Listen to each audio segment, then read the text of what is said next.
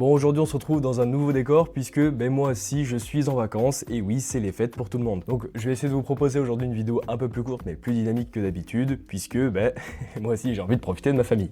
Comment on fait pour s'organiser pendant les vacances? C'est une question qui revient souvent chez les étudiants et pourtant de mes recherches j'ai trouvé assez peu de réponses sur les réseaux. Donc ce que je vais faire aujourd'hui, c'est vous livrer ma méthode avec mes 4 ans d'ancienneté en études supérieures afin que vous compreniez un petit peu comment est-ce que j'ai réussi à combattre ce fléau. Ce qu'on va faire aujourd'hui, c'est qu'on va avoir 3 grands points qui permettent de répondre à cette question. Le premier point qu'il faudra aborder, c'est tout simplement l'endroit où vous allez passer vos vacances. Le deuxième point, c'est tout simplement quel est l'ensemble des éléments que vous avez à traiter, donc quelles sont les tâches que vous devez exécuter pendant les vacances. Et troisième point, quel est le laps de temps que vous avez devant vous. J'illustrerai tout ça avec mon organisation personnelle pendant ces vacances. Petit aparté, j'étais en concert hier soir, donc vous pourrez apprécier le timbre de ma voix qui est un petit peu différent à d'habitude. Voilà, c'est parti, on regarde tout ça. Pour savoir comment s'organiser, la première question à laquelle vous devez répondre, c'est savoir où est-ce que vous passez vos vacances. En effet, si vous avez votre appartement étudiant et que vous y passez vos vacances, eh bien ce sera naturellement plus simple pour vous de réviser et de vous organiser pendant ces vacances, puisque vous avez déjà votre bureau avec votre organisation. Toutefois, si vous consacrez toutes vos vacances au fait de travailler et de réviser, donc pensez à l'avenir de prendre du temps pour faire des activités pour vous ou tout simplement aller voir des proches. Si vous êtes dans un deuxième cas de figure, c'est-à-dire que vous faites des études supérieures tout en vivant chez vos parents, et bien là aussi il n'y aura pas forcément de problème. C'est-à-dire que si vous avez l'habitude d'avoir votre organisation avec votre chambre, etc.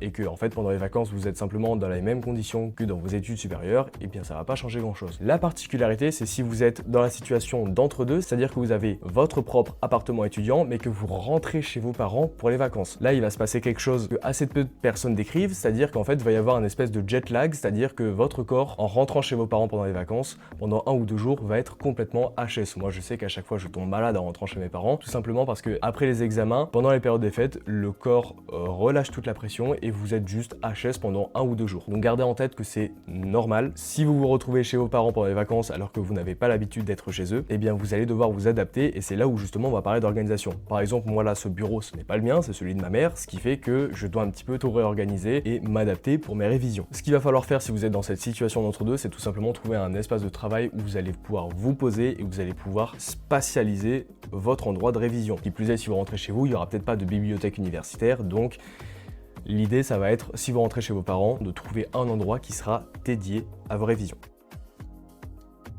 À ce moment de la vidéo, j'en profite pour vous dire que vous êtes 80% à regarder mon contenu sans être abonné, donc je vous invite à vous abonner puisque je publie souvent du contenu qui est en lien avec la vidéo que vous êtes en train de regarder. Donc ça pourrait vous servir pour l'avenir. Le deuxième point qui est très important, c'est tout simplement de faire la checklist de tout ce que vous avez à faire. Pour cela, j'aimerais une fois de plus différencier 2 cas. Une première checklist qui va être liée aux choses que vous avez à faire professionnellement. Dans mon cas, je dois réviser pour un partiel en droit international privé. Après, j'ai un examen à rendre en droit de l'internet et enfin, j'aurai un exposé à faire, un exercice à faire en régulation de l'audiovisuel. Ça, c'est les 3 grandes choses que j'ai à faire sur cette semaine, enfin pendant mes périodes de révision. C'est très important que vous l'ayez en tête lorsque vous rentrez chez vos parents et que vous n'avez pas l'habitude de bosser chez eux. De mon expérience personnelle, sur la checklist que vous allez établir, il y a entre 40 et 50% des choses que vous aviez prévues qui ne vont pas se faire. Donc mon conseil personnel, c'est de faire une longue liste des choses que vous aimeriez faire et garder en tête qu'il y a un bon 40 ou 50% de ces choses que vous ne ferez pas. Tout simplement parce que vous allez être perturbé par les repas de famille, par le fait de voir les amis, par le fait d'aller faire les courses, se balader, promener le chien, etc. Une première checklist, donc des choses professionnelles que vous avez à faire, mais également une checklist très importante des choses personnelles. Les vacances, c'est aussi l'occasion pour vous de vous retrouver, d'aller faire du sport, de mener des projets que vous n'aviez pas le temps de faire, de profiter de votre famille, etc. Mon conseil, c'est tout simplement de faire un planning où vous pourrez placer vos périodes de révision et vos périodes de temps pour vous. Éthiquement et moralement parlant, c'est souvent un problème puisqu'on se dit oui, mais la famille, ça se cale pas dans un calendrier. Je suis d'accord avec vous. Sauf que si vous consacrez tout votre temps en révision, vous allez vous dire mince, j'ai pas eu le temps pour ma famille. Et si vous consacrez tout votre temps à votre famille, vous allez vous dire mince, j'ai pas eu le temps pour les révisions. Donc dans les 2 cas, vous allez être embêté. Mon conseil, c'est tout simplement de faire un planning de révision et vous verrez que vous parviendrez à synchroniser ces 2 objectifs.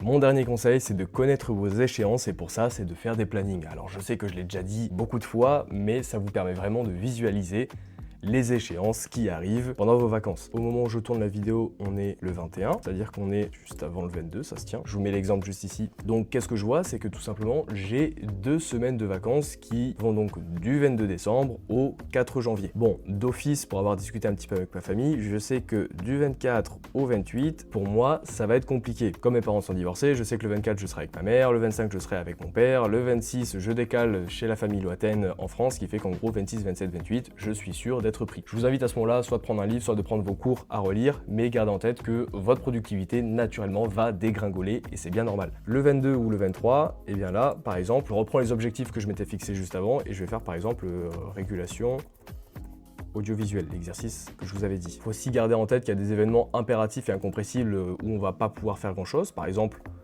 le nouvel an. J'ai tendance à le fêter, ce qui fait que je sais très bien que même si c'est que le 31 au soir, le 1er janvier au matin, il y a moyen que je sois en gueule de bois, donc ça c'est des choses aussi qu'il faut prévoir dans l'emploi du temps.